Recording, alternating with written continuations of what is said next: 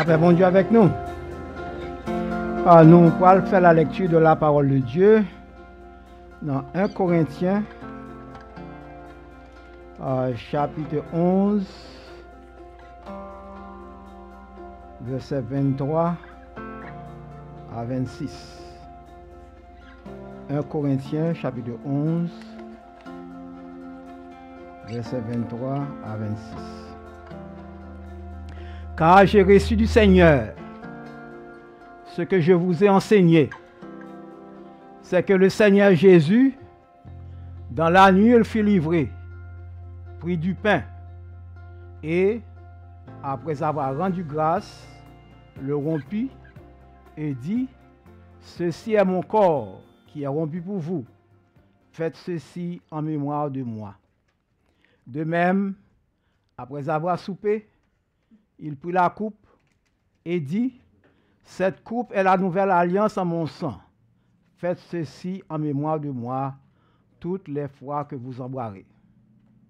Car toutes les fois que vous mangez ce pain et que vous buvez cette coupe, vous annoncez la mort du Seigneur jusqu'à ce qu'il vienne. » Que le Seigneur a béni lecture ça pour édification nomme chacun de nous. Donc, à la lumière de ces versets, nous gagnons comme sujet remercier le Seigneur pour la scène. Nous avons besoin de remercier le Seigneur pour cette scène. Dans le même esprit Thanksgiving, là, ça veut dire esprit de remerciement, esprit d'action de grâce au Seigneur pour tout bienfait lié. Nous avons comme sujet aujourd'hui à remercier le Seigneur pour la scène. Dimanche dernier, nous avons comme sujet célébrer l'Éternel pour ses merveilles. Célébrer Seigneur, lui fait en pile merveille. Et au cours de ce sujet, ça, nous avons vu que le Seigneur a commandé nous pour nous célébrer lui, pour nous lever lui bien haut. Et deuxièmement, nous avons vu gros merveille que le Seigneur a fait. Et troisièmement, nous avons vu que le Seigneur a demandé nous pour nous publier toutes gros merveilles ça.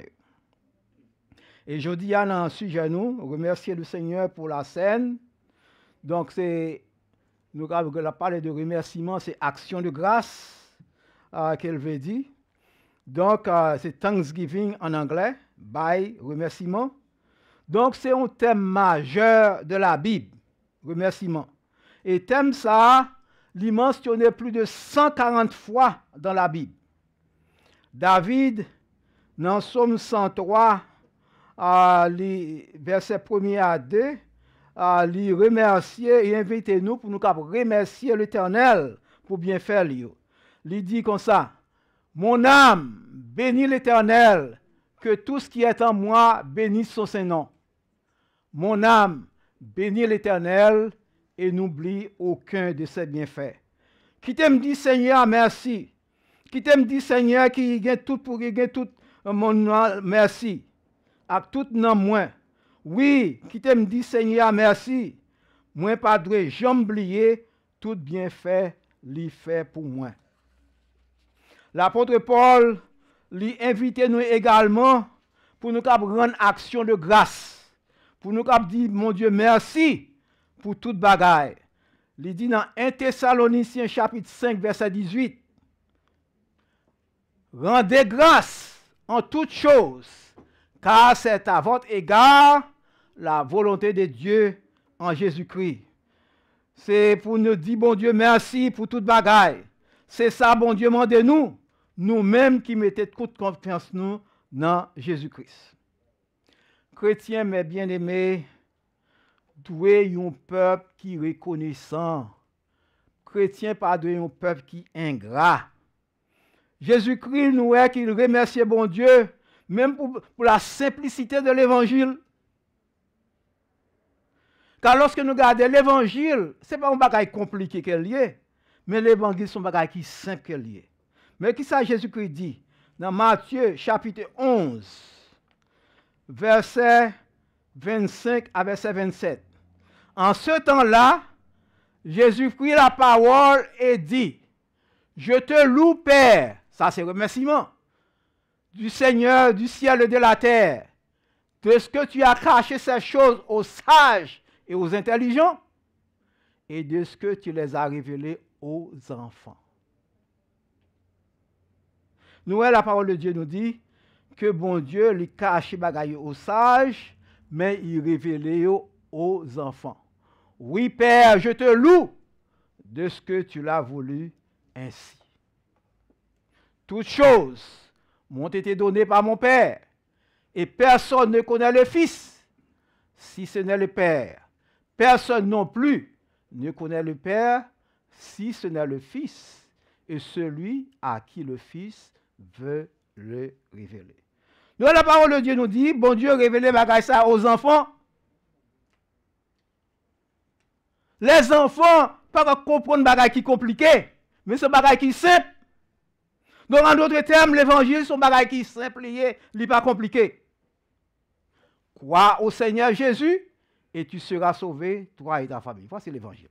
Crois au Seigneur Jésus et tu seras sauvé, toi et ta famille. Donc l'évangile n'est pas compliqué, c'est pas une bagaille qui simple. Jésus-Christ lui-même lui remerciait bon Dieu pour la nourriture, quoique petite, mais suffisante. Avec 5 pains d'orge et 2 petits poissons, Jésus-Christ baille 5 personnes à manger, sans compter des femmes et des enfants. Dans Jean chapitre 6, verset 11, la parole de Dieu nous dit, Jésus prit les pains, rendit grâce, et les distribua à ceux qui étaient assis. Et il leur donna de même des poissons autant qu'ils en voulurent. Jésus-Christ remerciait bon Dieu pour la Sainte Seine, pour la première scène. Dans 1 Corinthiens chapitre 11, verset 23 et 24, la parole de Dieu nous dit, le Seigneur Jésus, dans la nuit, il fut livré, prit du pain, et après avoir rendu grâce, le rompit et dit, ceci est mon corps qui est rompu pour vous, faites ceci en mémoire de moi. Au cours de message ça matin, je dis, nous gagnons comme sujet remercier le Seigneur pour la scène. Et au cours de message ça, nous parlons que Jésus-Christ remercier bon Dieu pour sacrifice corps. Deuxièmement, Jésus-Christ remercier bon Dieu pour versement sang li. Et troisièmement, Jésus-Christ remercier bon Dieu pour retour li. Jésus-Christ remercier bon Dieu pour sacrifice corps li. L'apôtre Paul l'exhortait les chrétiens de Rome dans Romains chapitre 12 verset 1er pour qu'il offre corps comme un sacrifice vivant, saint, agréable à Dieu, ce qui sera de votre part un culte raisonnable. Le mot sacrifice, mes bien-aimés, implique l'idée de mort, faire mourir la chair. Par exemple, au temps de l'Ancien Testament, pour être capable de jouer un pardon pour péché, vous devez faire un sacrifice. Ça veut dire que vous devez tuer une bête. Vous devez verser sang. Parce que la Bible dit, sans effusion de sang, pas de pardon pour péché. L'apôtre Paul dit aux chrétiens de Colosse, dans Colossiens chapitre 3, verset 5, faites donc mourir les membres qui sont sur la terre.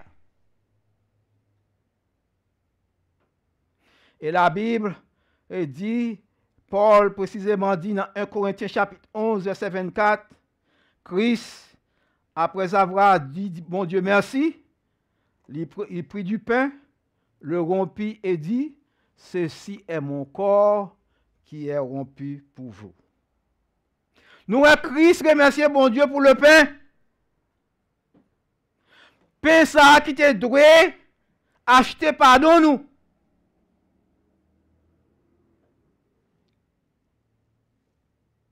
Le pain lui représente le corps de notre Seigneur Jésus-Christ qui était cloué sur la croix. Et pour qui ça, Jésus-Christ doit remercier mon Dieu pour un tel sacrifice? Un sacrifice pénible, un sacrifice douloureux. Parce que les Écritures t'ont annoncé ça.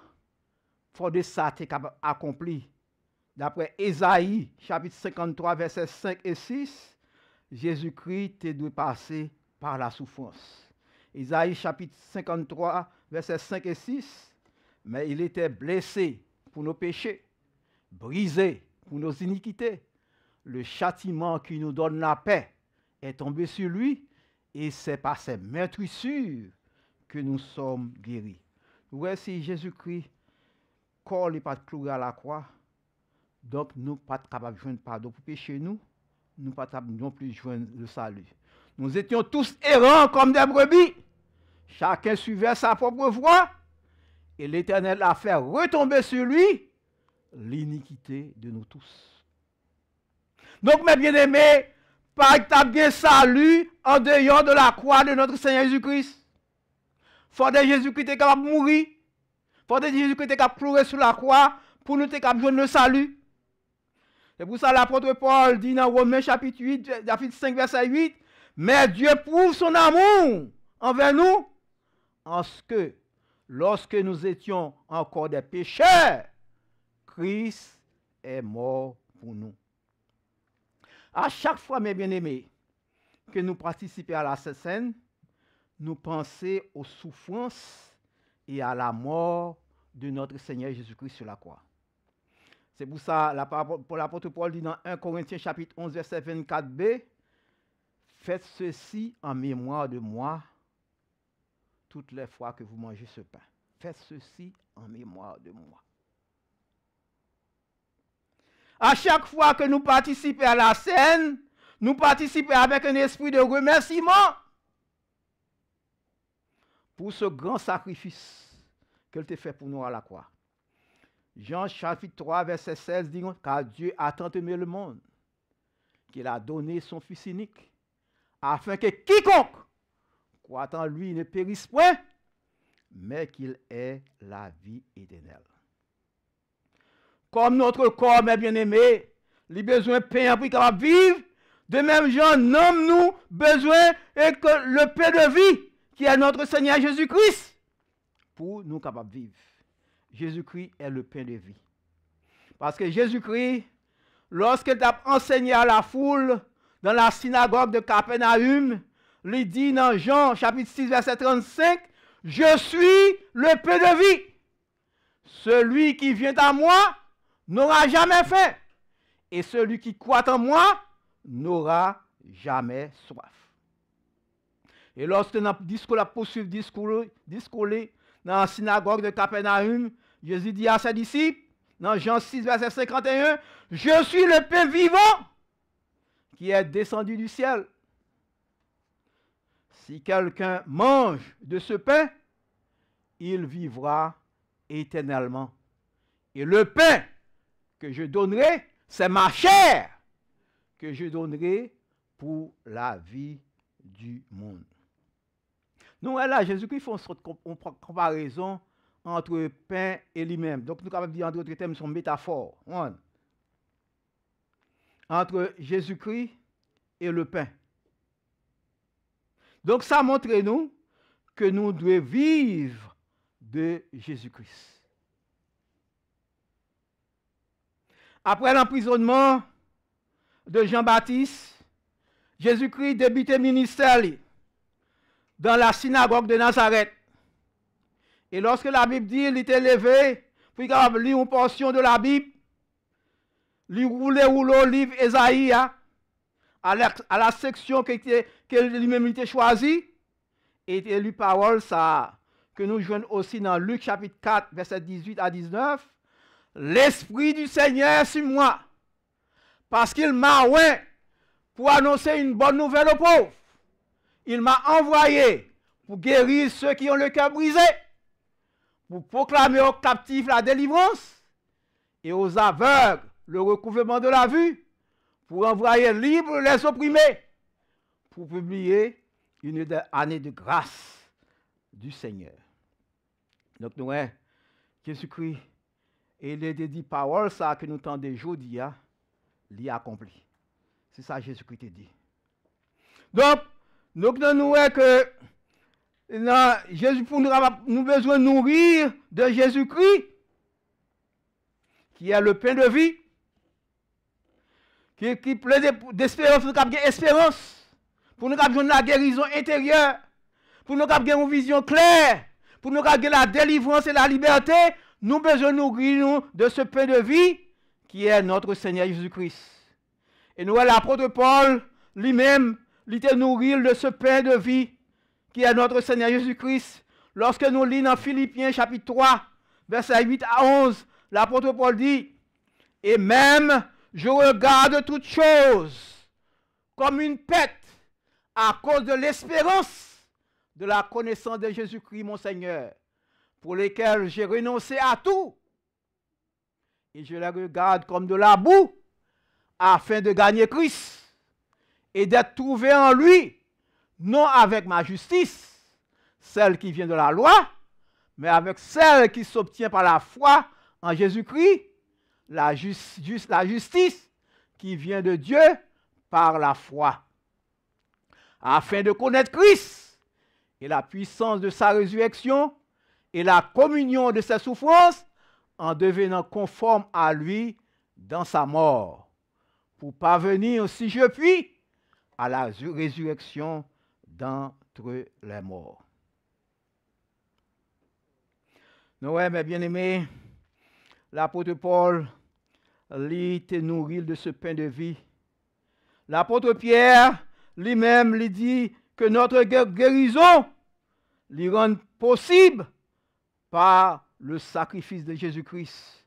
Dans 1 Pierre, chapitre 2, verset 24, il dit, « Lui qui a porté lui-même nos péchés en son propre corps sur le bois, afin que, morts au péché, nous vivions par la justice, lui parlait par les meurtrissures duquel vous avez été guéris. » Nous, Jésus-Christ, mes bien-aimés, pas venu seulement pour guérir les malades physiques, les maladies visibles, mais Jésus-Christ est aussi venu pour guérir les infirmités intérieures du cœur et de l'esprit. La guérison d'un aveugle de naissance, dans Jean chapitre 9, symbolisait l'époque où toute l'humanité sera délivrée de son aveuglement spirituel. La vue physique, mes bien-aimés, est importante, mais la vision spirituelle est encore plus importante.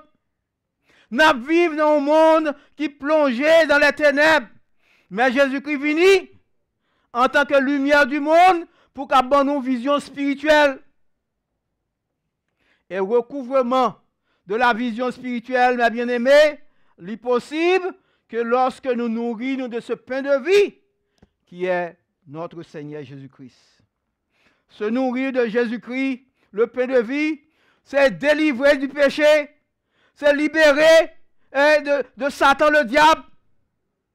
Parce que le péché, mes bien-aimés, rend nous captifs. Le péché rend nous esclaves, mais Jésus-Christ est venu pour être capable de libérer nous. Dans Romains chapitre 6, verset 23, nous lit, car le salaire du péché, c'est la mort, mais le don gratuit de Dieu, c'est la vie éternelle en Jésus-Christ, notre Sauveur. Le monde entier, mes bien-aimés, lui retenu captif par Satan le diable. Mais Jésus-Christ lui-même, il a triomphé de Satan. Il a vaincu le monde. Et c'est pour ça qu'il dit dans Jean chapitre 7, verset 33, « Vous aurez des tribulations dans le monde, mais prenez courage, j'ai vaincu le monde. »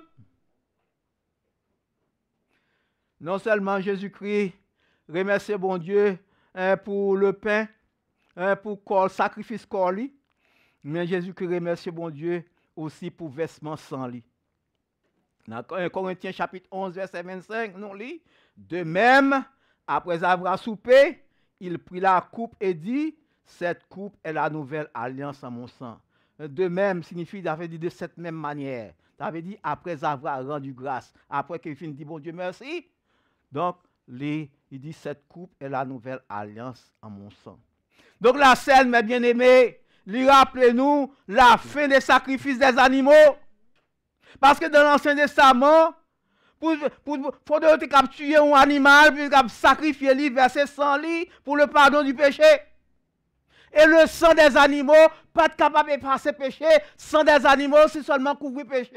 C'est ça à chaque fois qu'on fait un péché, ou de tuer une bête. Parce que même péché, ça fait une faire tuer bête là. Ou fin faire l'autre péché, ou de tuer l'autre bête. Ça veut dire à chaque fois qu'on péché. Ça veut dire que tu as péché 4-5 fois dans la journée, ou tu as fait 4-5 sacrifices pendant la journée. Parce que la Bible dit, sans effusion de sang, pas de bien pardon pour péché.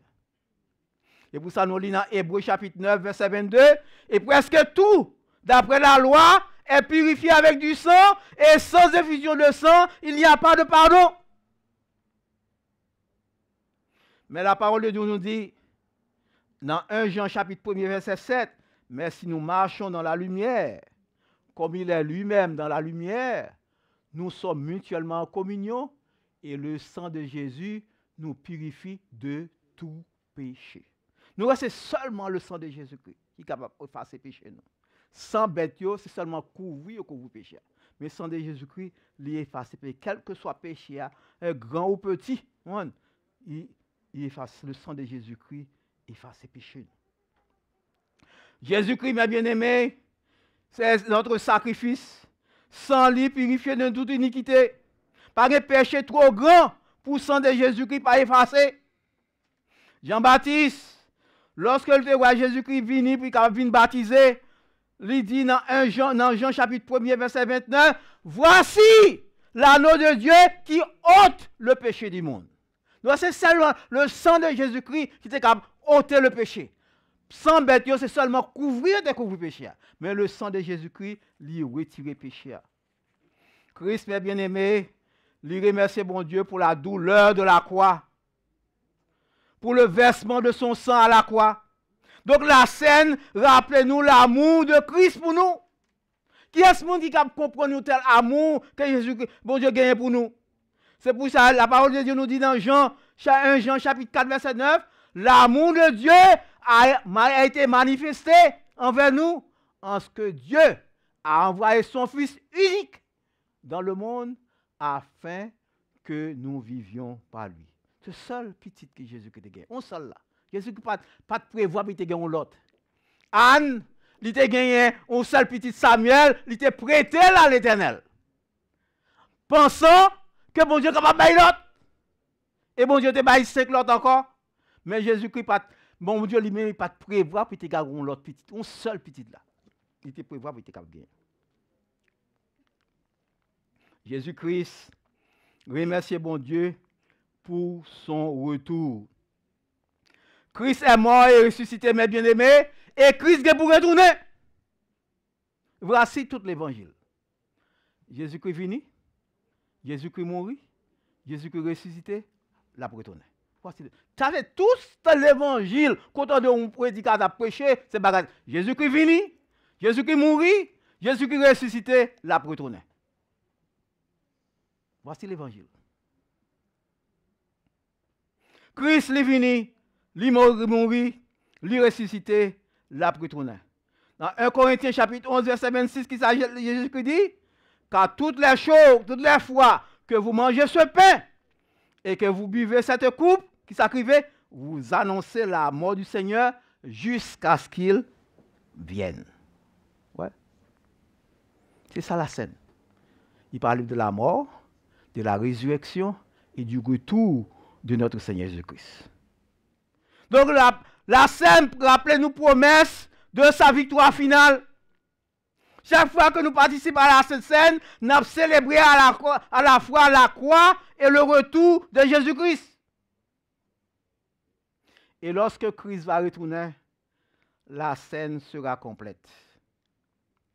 Et pour ça, Jésus-Christ dit, dans Matthieu chapitre 26, verset 29, je vous le dis, je ne boirai plus désormais de ce fruit de la vigne, jusqu'au jour où j'embraserai du nouveau avec vous dans le royaume de Dieu. Mes bien-aimés, la scène, rappelez-nous, notre Sauveur crucifié et ressuscité. Mais un jour qui vient pour arriver, nous pourrons célébrer avec Jésus-Christ le retour de notre roi glorieux. Lorsque nous lisons dans 1 Thessaloniciens chapitre 4, versets 16 et 16, 18, la parole de Dieu nous dit, au son de la trompette, à un signal donné, donc Jésus-Christ est pour descendre, la breté dans les airs. Et les morts en Christ est pour ressusciter premièrement. Et les vivants en Christ est pour transformer, pour les joindre ensemble à la rencontre de Jésus-Christ dans les airs. Dieu ne peut pas dévancer l'autre. Ni ça qui est mort depuis Abraham jusqu'à nos jours. Et ça qui est vivant, qui est transformé, ils sont tous ensemble. Ils vont rencontrer avec Jésus-Christ dans les airs. Et puis, il a passé le noce de l'agneau avec Jésus-Christ. Et à la fin de 7e année, ça. Donc, pendant ce temps, après ça, il y a la grande tribulation sur la terre. Et après ça, le Seigneur vient pour retourner avec ses élus pour établir le royaume millénaire. C'est ça, nous lisons dans Apocalypse chapitre 20, verset 6, il dit, heureux et saints, ceux qui ont pas la première résurrection, la seconde mort n'a pris le pouvoir sur eux, mais ils seront sacrificateurs de Dieu de Christ et ils régneront avec lui pendant 1000 ans. Est-ce que nous pas anxieux de où est ça? Non seulement nous aller avec Jésus-Christ dans les airs, pour nous fêter avec lui, nous parler des noces de l'agneau, et puis nous retourner encore à Jésus-Christ pour nous régner 1000 ans avec Jésus-Christ sur la terre. Que le Seigneur a fait nous la grâce, mes bien-aimés.